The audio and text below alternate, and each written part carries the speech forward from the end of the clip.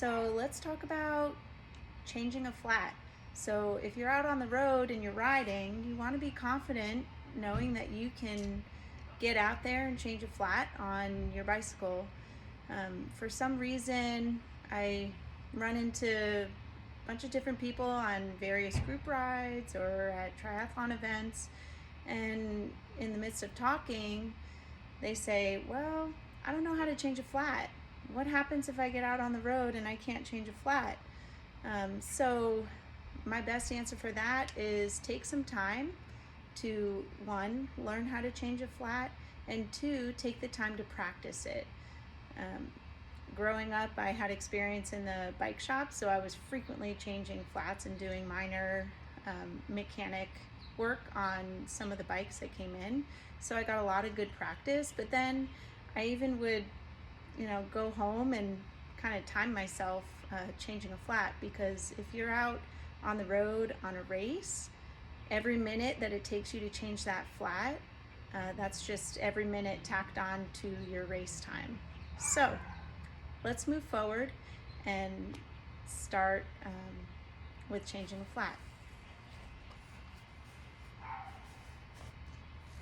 Okay, so first thing, if we're going to be changing a flat on the rear, we want to first take off the wheel. So first way to do that, you want to make sure that you click the gears all the way down so that it's on the smallest spoke in the back. Okay, so it's all the way to the edge there. And then the second thing you want to do is make sure that you unlock the brakes. So you're just pulling open the little tab, and from here you're going to undo the skewer,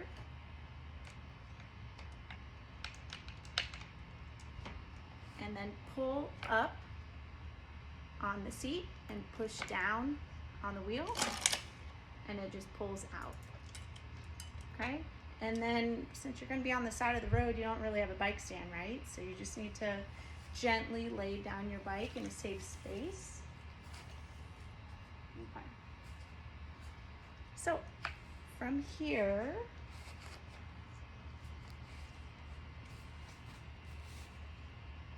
you want to have these tire lever changers, okay? So I'm going to release the air on this one because it's not flat.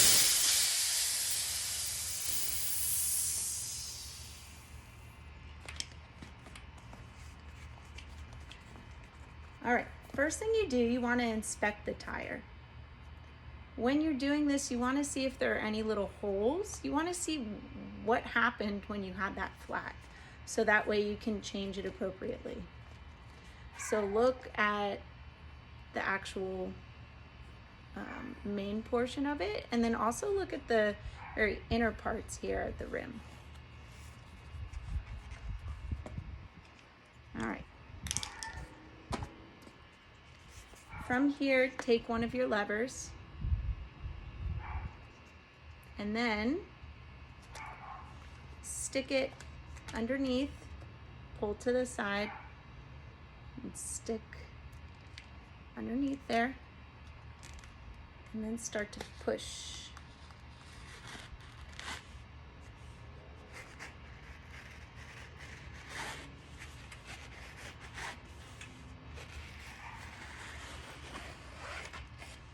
Okay. All right, now you have to pull this over to the side and start pulling this part out.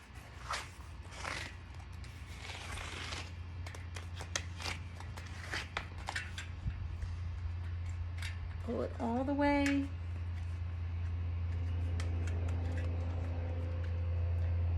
from here, and then pull it out.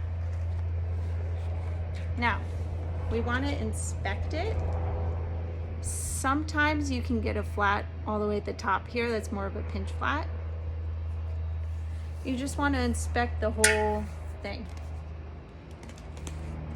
Like I said, you also want to take your fingers under here, run it under, make sure that there's nothing sticking out, because it could be anything on the road, a nail or something small, a piece of shard, glass underneath. And if so, you want to take that out. Okay. Now if you're on the road, you need like a CO2 cartridge to pump it back up again. Some people, just to get a little bit of air in it, you can kind of put it on your mouth and breathe into it.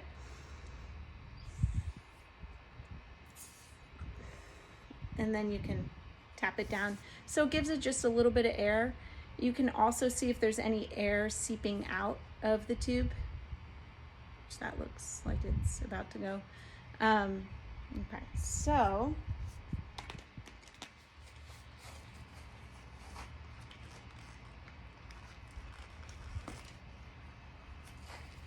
this is something that I like to use. I think it's easy, but it's kind of bulky, so you might need one that is a little bit smaller, more compact to fit in your bike. But with this one, you just kind of place the CO2. This one doesn't have any of the ridges on it. I place it in, and then from here I would twist this all the way down, and that way I can just use this like a pump, so I can put a little bit of air in at a time, so I don't have to use it all at once.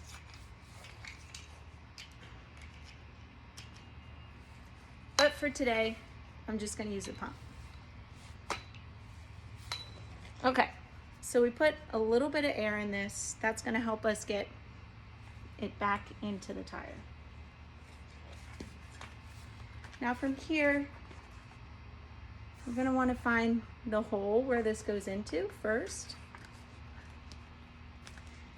Now let's say if you did find a pretty big gash or a hole, what you can do is you can take like a dollar bill or a bar wrapper of some sort, Goo Chomps wrapper, whatever you have, and you can just lay it flat in here along the inside of the rim. So it gives it like a little boot cover. That way there's just a little layer covering the whole part of it. So from here, we're gonna put this back in the hole. And we're gonna try to just lay it nice and even down.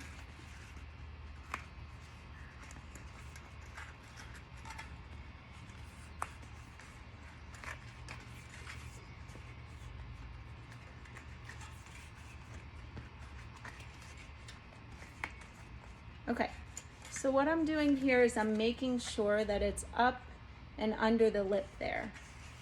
So I'm just going around again before I even start closing it up, making sure it's up and under the lid. The next thing I'm doing is I'm just pushing back and forth to really make sure that it is in the rim, so that it's not gonna pinch and stick. Okay, so the last thing I do, I start from the very top and I work my way down. So where the top is here, start with pushing with the palm of your heel. With your palm, the heel of your palm. Take that and you push up and over. Up and over. Now, mine's a little looser. Some of them are pretty tight. It'll get tighter as you go around. So sometimes what you have to do is you take the top here and you stick it underneath. You kind of clip it and then pull up like that. If it's really, really stiff at the very end, okay? But if it's not too bad, you can just kind of work not just the bottom of your palm, but also part of your fingers. Work to pull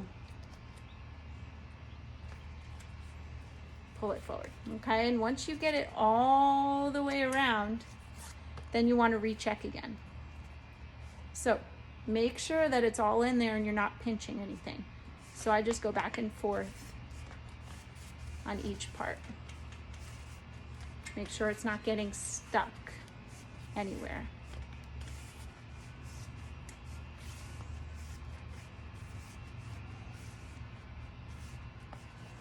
Okay, now we're ready to put a little bit of air back into it.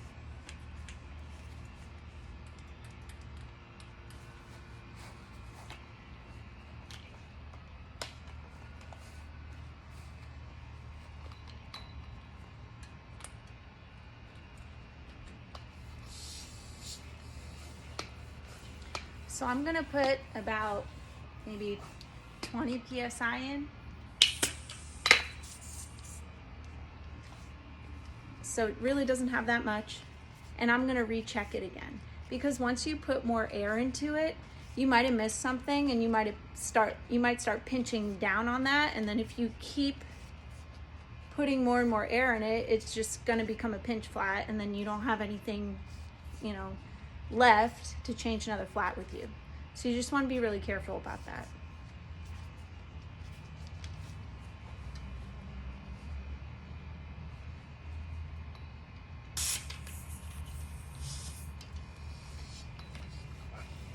And for time's sake, I'm only going to pump a little bit more.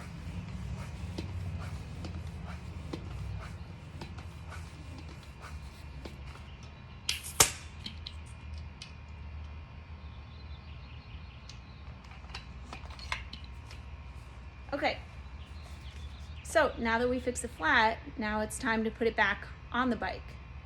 So just as we had it on the smallest gear here, you want to put it back on the same way. So this is the gear you're searching for when you go to put it back on the bike, okay?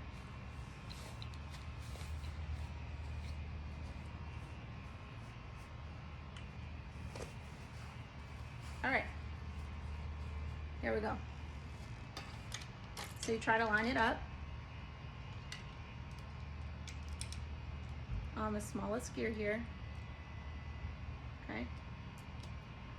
And then once it's on the smallest gear, you can just pull up with the wheel and it'll kind of just fall into place. If you have it in proper alignment, it'll just fall into place. All right, from there, we're just gonna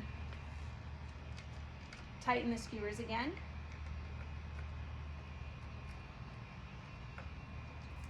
Okay.